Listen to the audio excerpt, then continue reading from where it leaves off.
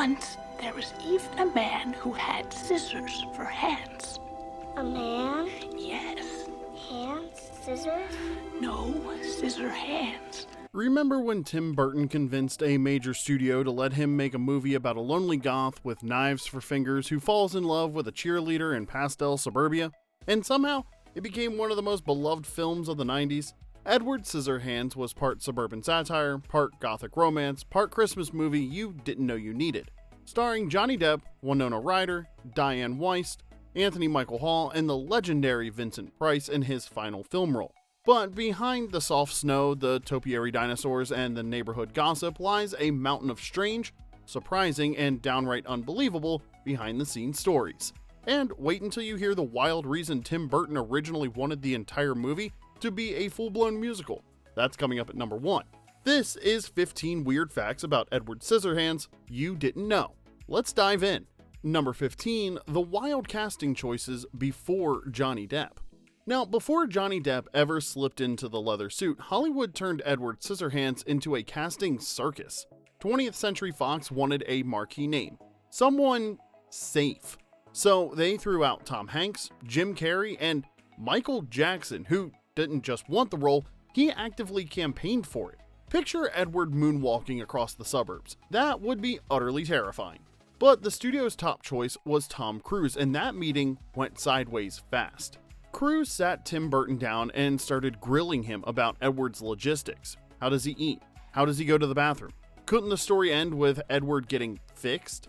You know, a happy ending where the guy with scissors for hands gets cured like it's a bad case of the hiccups. Burton walked out baffled. Cruise didn't want to play a lonely gothic outsider, he wanted to play a winner, and there's no version of Edward Scissorhands where that works. Then came Johnny Depp, quiet, broody, and desperate to torch his teen idol image. Are you okay? Yes, are you okay? He didn't ask about bathroom breaks. He understood the isolation, the sadness, and the longing. And just like that, Burton had his Edward. Depp later said he connected to the character because he'd felt like an outsider his whole life. Unable to communicate, unable to touch the world around him without breaking something. That wasn't acting, that was recognition. So yeah, in a world where Tom Cruise wanted Edward to smile more, Johnny Depp was the only one who saw the character for what he really was. A soft soul with extremely complicated grooming needs. Number 14, the topiaries were 100% real and their afterlife became a weird mystery. Remember those giant swans, dinosaurs, and dog-shaped bushes Edward carved like a suburban Michelangelo? None of them were CGI. Every single topiary in Edward Scissorhands was built by hand, leaf by plastic leaf. Before computers could whip up digital shrubbery on a lunch break, Tim Burton's crew went full arts and crafts mode. Sculptor William Robertson and the art department welded metal skeletons, wrapped them in chicken wire, and glued on thousands of UV-proof plastic leaves, one sprig at a time. It's out of here, it's history!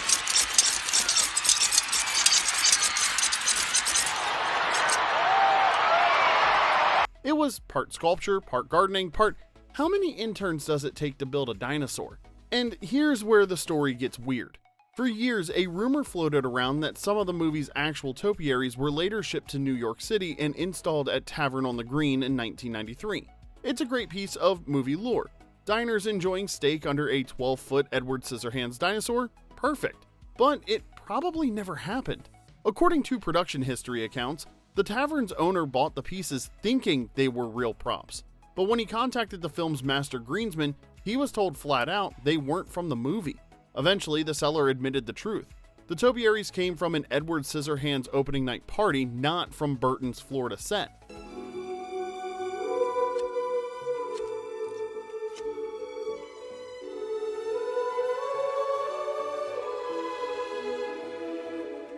So, while the real screen-used topiaries never migrated to Manhattan, the myth stuck around like suburban static on one of Edward's hedges. Still, the fact remains. Burton's movie magic wasn't digital. It was hand-built greenery that looked so convincing, someone literally tried to pass party decorations off as film history. Number 13, Winona Ryder's blonde wig was basically treated like a celebrity. Winona Ryder in 1990 was peak goth girl energy. Dark hair, darker roles, the kind of actress who looked like she wrote poetry in graveyards for fun, so, naturally, Tim Burton made her blonde. Not just any blonde either. A bouncy Hayley Mills Sunshine and Pep Rallies blonde. Burton called it the Hayley Mills wig and thought the whole thing was hilarious. Look, there's a guy who'll give us cash for this stuff. Jim, I don't want to. Well, you don't want us to have our own van like Denny's when we could be by ourselves whenever we like? Huh? With a mattress in the back? Well, why can't you just do it?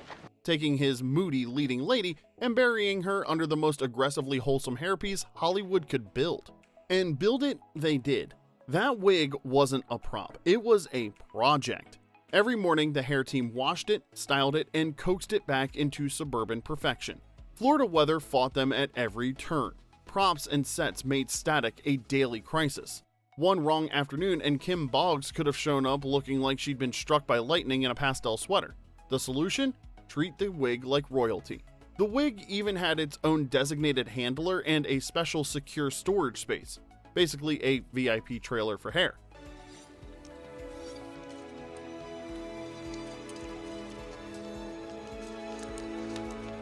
Crew members joked that the thing got better treatment than half the background actors, and honestly, they aren't wrong.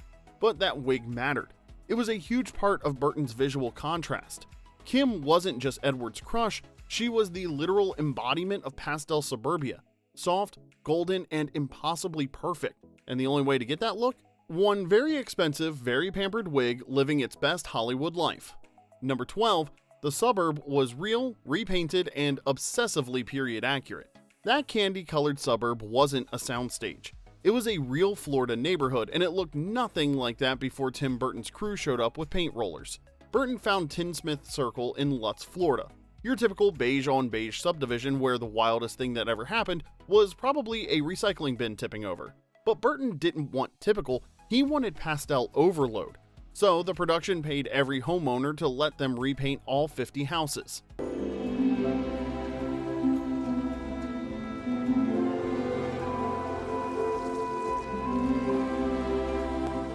Seafoam green, butter yellow, bubblegum pink, sky blue, the whole place looked like the Easter candy aisle came to life. Lawns were trimmed into Stepford perfection. Cars were color coordinated. Not a single mailbox dared to show personality. Suburbia dialed up to Lisa Frank levels of saturation. And inside the Boggs house, production designer Bo Welch went even deeper. The art department tracked down real 1960s Sears, JCPenney, and Better Homes and Garden catalogs and treated them like blueprints. Wallpaper patterns, furniture shapes, kitchen colors, everything came from mid-century product pages designed to sell the perfect American household. The crew even commissioned custom pastel appliances to match. Green mixers, pink ovens, lemon yellow refrigerators. These weren't just props, they were working machines built to replicate the kind of aggressively optimistic home environment Tim Burton remembered from his Burbank childhood. Welch later said the goal was to make the world feel nostalgic and suffocating at the same time. Every surface coordinated, every knickknack in place, a neighborhood so perfectly matched, it leaves no room for anyone who doesn't fit the catalog. Which, of course, is the whole point. Helen, did you actually see him? Yes!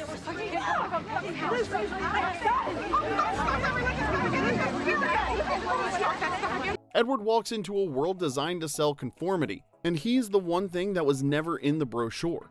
Here's the kicker. When filming wrapped, the crew had to repaint everything back to its original HOA-approved beige. Every single house. Homeowners got paid twice. Once to let Hollywood splash color all over their lives, and again to pretend it never happened. It was one of the most striking visual sets of the 1990s and the only one that came with a neighborhood-wide undo button. Number 11, the ice dance Snowfall was made of shredded plastic. That dreamy ice dance scene, Winona twirling around under falling snow like a Tim Burton snow globe come to life, is pure movie magic. The behind-the-scenes reality is a static electricity nightmare. Florida doesn't do winter. Real snow would melt on contact, so the crew used shredded polyfoam and plastic flakes, the same stuff you'd find inside a cheap beanbag chair. It floated beautifully on camera and stuck to absolutely everything.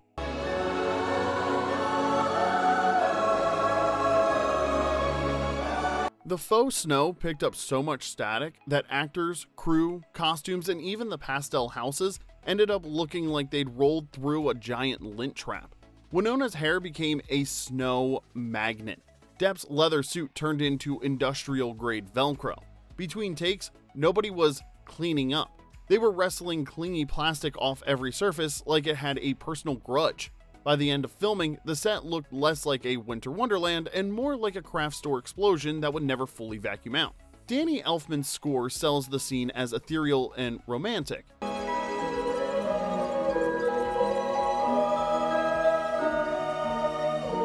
What you don't see is a production assistant picking foam out of Winona Ryder's wig for the 15th time that day. But hey, on screen, it's still gorgeous. Number 10, the waterbed scene was pure movie logic. That moment when Edward accidentally turns a waterbed into a geyser. On screen, it's a chaotic, hilarious explosion of pressurized water that somehow launches him across the room. In reality, physics had other plans. Waterbeds don't behave like that. They don't erupt into perfect fountains or maintain cinematic timing, no matter how hard you shake them. Several analyses of the film highlight the scene's logical absurdity. It's more about visual comedy than any real-world stunt or rig. Tim Burton leaned into the impossible. The bed explodes exactly when he needs it to. Water arcs beautifully for the camera, and Edward somehow stays in frame. All of it choreographed for laughs, not realism. It's a perfect example of Burton's style, a surreal, almost cartoonish moment that feels grounded in a suburban living room until you think about it for more than 2 seconds. The takeaway? Sometimes the best special effects aren't about physics, they're about storytelling, timing, and making the audience grin at the impossible. Number 9, creating Edward's look was brutal and wearing it was worse. Edward's costume wasn't designed for comfort, it was designed to look unforgettable. Unfortunately, it nearly flattened Johnny Depp in the process. The suit was a Frankenstein mix of leather belts, latex plates, buckles, gaffer's tape, and scraps from one of Tim Burton's old sofas. It was heavy, rigid, and moved about as gracefully as a straitjacket made of car parts. Depp had already lost 29 pounds for the role, and he still struggled under the weight. He couldn't sit, he couldn't rest without a team spending 20 minutes unhooking him, add hours of makeup under burning lights, and every scene became a physical endurance test.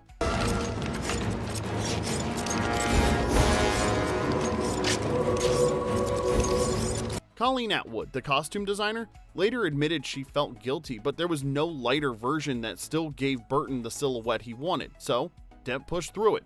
And then there was the hands. There were multiple hands made. Some were lightweight resin, and some were, well, Stan Winston built those scissor hands out of heavy, rigid steel. Not rubber, not plastic, and definitely not Hollywood safe. These things were basically bladed gauntlets. The crew treated them like weapons because they were. Depp rehearsed every gesture like a surgeon. One accidental slip and the movie would have become a completely different genre of movie. Is there anything you can't do? You take my very breath away, I swear. Look at this. Have you ever cut a woman's hair? Would you cut mine? Every moment near Winona Ryder, especially the dancing scenes, required absolute trust. Depp later said the physical strain shaped Edward's entire performance. The hesitations, the trembling movements, the posture, that wasn't acting, that was a man in a leather exoskeleton trying not to pass out or accidentally slice a co-star. Sometimes great performances come from craft. Sometimes they come from survival. However, with Edward, it was a bit of both, and you can see it in every frame. Number 8, filming in Florida was a heat and bug nightmare. That pastel suburb looks dreamy and storybook perfect on screen. Behind the scenes, however, the crew was at war with Florida itself. The heat was brutal enough to melt makeup and warp props, but the real enemy was bugs, swarms of them. The insects were so dense they actually showed up on camera, a weird grainy haze drifting across the frame like nature's own filter. Scenes had to be restarted constantly. A cloud would pass over the sun and wreck the lighting. A million tiny winged extras would photobomb a take. Continuity became impossible. The sound was even worse. Nothing competes with Florida bug noise at peak humidity. The audio crew spent half their time waiting for the buzzing to die down.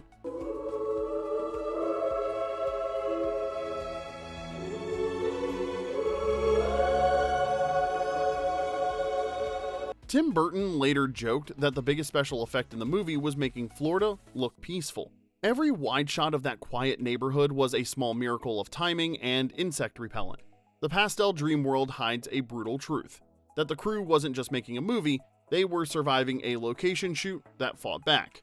Now, if you're enjoying this deep dive into Burton's pastel nightmare, do us a favor, hit that like button, subscribe if you haven't already, and share this with a friend who definitely had an Edward Scissorhands poster on their wall in 1991. You know who we're talking about. Also, let us know in the comments, did this movie make you want to date a misunderstood artist or just convince you that suburbs were secretly terrifying? Either way, we want to hear it. Alright, let's get back to the countdown with number 7. The film used handmade practical effects instead of CGI. Edward Scissorhands is one of the last great fairy tales built almost entirely by hand. Tim Burton flat out refused to lean on early 90s CGI, and honestly, thank God he did. Every magical detail was physical, tangible, crafted by human beings who were absolutely melting in the Florida heat. Those topiary sculptures? Giant chicken wire skeletons stuffed with thousands of hand-placed plastic leaves. Very exciting to work on a piece like this because the movie's like such a whimsical, feel-good story, and it's just, The kind of thing animation could fake today in 30 seconds, but in 1990, it required a small army and a lot of aloe vera. The ridiculous dog grooming transformations? That was done by real groomers who definitely didn't expect to put poodle sculptor for Tim Burton on their resume. And that gothic castle looming over the suburb wasn't a matte painting, it was a miniature. There's nothing beats just doing it for real on camera. A tiny, obsessively detailed fortress placed right in front of the camera like the world's spookiest dollhouse. Stan Winston's team approached the film like a living storybook. If it could be built, they built it. If it could be sculpted, they'd sculpt it. That old school approach is why the movie still looks so good to this day. Edward's world feels handmade because it literally was. Surreal, charming, and just imperfect enough to feel real. Number 6, Edward speaks only 169 words in the entire movie. Edward Scissorhands has just 169 words of dialogue in the entire film. Not 169 lines, not 169 sentences, words. So, Edward, did you have a productive day? Mrs. Monroe showed me where the salon's going to be. You could have a cosmetics counter. Oh, wouldn't that be great? Great. Tim Burton stripped the script down to almost nothing. He wanted Edward to communicate through movement, expression, and those wide, mournful eyes that always look like they're apologizing for existing. Johnny Depp wasn't thrilled at first. An actor signing on to a lead role usually expects lines. But once he understood the concept that Edward isn't a storyteller, he's an observer, Depp leaned all the way in. The stillness became the performance. The soft posture, the timid gestures, every tilt of the head carried more weight than a monologue. Would you like that? Only thing is, you can't cut. Burton later said he wanted Edward to feel like a silent film character dropped into a loud, chatty suburb. The contrast was the point. Everyone around him talks constantly, gossiping, selling, explaining, while Edward just watches. And somehow he's the only one who actually communicates anything real. It's one of the most iconic quiet performances in modern cinema. Fewer words than most sitcom characters get before the first commercial break, and 10 times the emotional impact. Number 5, Nick Carter makes a tiny cameo before he was Backstreet famous. Before Nick Carter became the baby-faced heartthrob of the Backstreet Boys, he was a Florida kid sliding across a slip and slide in a Tim Burton movie. In the sunny suburban montage, there's a quick shot of a little blonde boy on a bright yellow slip and slide. That's an 8-year-old Nick Carter, completely uncredited, totally unknown, and years away from quit playing games with my heart. Carter grew up in the Tampa area, which put him right in the zone for local casting calls. Edward Scissorhands filmed in Lutz, and like a lot of Florida kids in the late 80s and early 90s, he did background work wherever he could get it.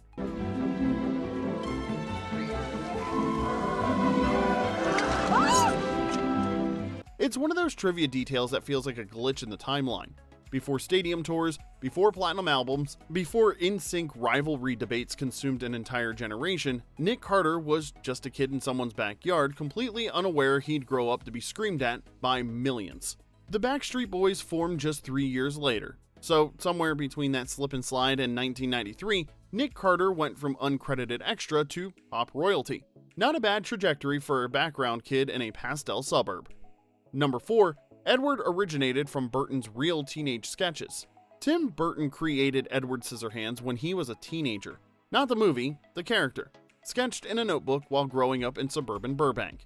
The drawing showed a lonely pale figure with wild hair and blades for hands. It wasn't just a cool monster design, it was Burton putting himself on paper. Awkward, isolated, sensitive, completely out of place in a neighborhood full of trimmed lawns and normal families. Burton later said Edward represented how he felt as a kid, unable to connect, unable to touch the world around him without somehow messing it up. The character sat in his sketchbooks for years, waiting. When he finally pitched the movie to Warner Brothers, Burton brought those original drawings. Caroline Thompson, who wrote the screenplay, said the sketches were haunting, a teenage kid's way of processing loneliness before he had the words for it. And it was the most brilliant image I had ever heard in my life. It was brilliant because it so clearly expressed how people feel. Decades later, that scribbled outsider became the heart of Burton's most personal film. Edward isn't just a character, he's a self-portrait. Proof that sometimes the weird kid drawing in the back of class ends up telling a story the whole world connects with. Number 3, Vincent Price's final film role was written just for him. Tim Burton wrote the role of the inventor specifically for Vincent Price. Not inspired by, written for. Burton had worshipped Price since childhood, and when he finally had the clout to make his dream project, he built a character around the man who shaped his entire aesthetic. It's a wonderful kind of comic, but very serious idea, because it is a fairy tale. It's a fairy tale with a moral. Price said yes immediately, but by the time cameras rolled, his health was failing. He was battling emphysema and Parkinson's disease. Every movement was a struggle. Every line delivery took effort. Burton quietly reworked the part during production, trimming scenes, adjusting blocking, while trying to preserve the emotional core. What remains on screen is small and intimate, a few tender moments between creator and creation. Price brought warmth and melancholy to a role he could barely physically perform. Etiquette tells us just what is expected of us and guards us from all humiliation and discomfort. That was his final feature film appearance. He passed away 3 years later. Knowing that context changes how you watch those scenes.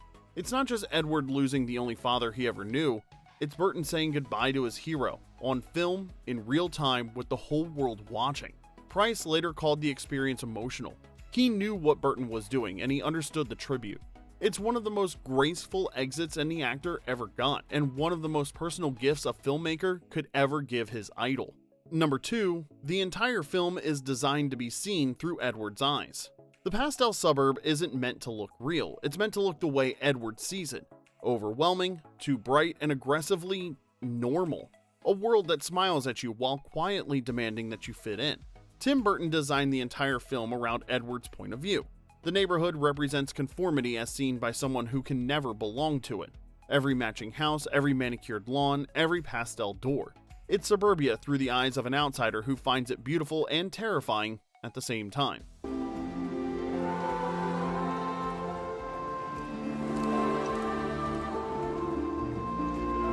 The castle works the opposite way. It's vast, dark, empty. It's not just Edward's home, it's his interior life made visible. Gothic architecture as emotional shorthand for years of isolation. Production designer Welch said they wanted the two worlds to feel like different planets. The suburb is horizontal, open, and exposed. The castle is vertical, shadowed, protective. Edward doesn't just move between locations, he moves between emotional states. Even the lighting shifts with his feelings. They're coming. Did I hurt Kevin? Warm and soft when he's falling in love. Harsh and cold when he's being rejected. The whole film operates like a remembered feeling, not a literal story. That's why it hits so hard. You're not watching from the outside, you're experiencing the world the way Edward does. Too much color, too much noise, and nowhere safe to hide. Number 1, Edward Scissorhands was originally conceived as a full-blown musical. Tim Burton's original pitch for Edward Scissorhands wasn't a gothic romance, it was a musical. Burton always described the story as operatic. Big emotions, sweeping visuals, the kind of theatrical scale that practically demanded characters break into song.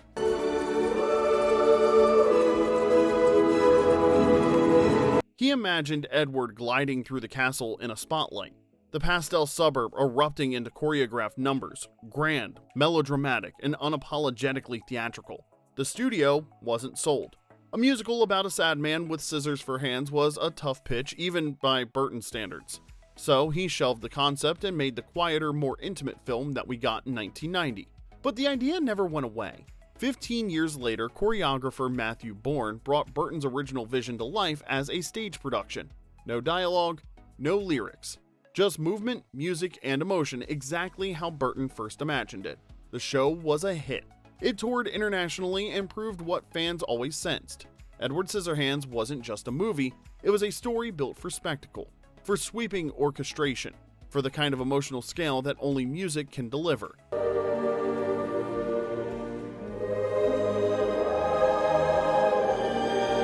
Danny Elfman's score already did most of the heavy lifting in the film. The musical version just took it the rest of the way. So yeah, the gothic fairy tale that defined a generation of misfits almost opened with a chorus line, and honestly, that somehow makes perfect sense. And there you have it, 15 weird facts about Edward Scissorhands that prove Tim Burton's most personal film was also one of his most chaotic to make. Which fact surprised you the most? Drop it in the comments, and if you want more deep dives into classic films and shows, check out our playlist linked in the description. If you enjoyed this one, hit like and subscribe. It helps us keep the nostalgia coming every single week. Until next time, just remember, this is Remember When.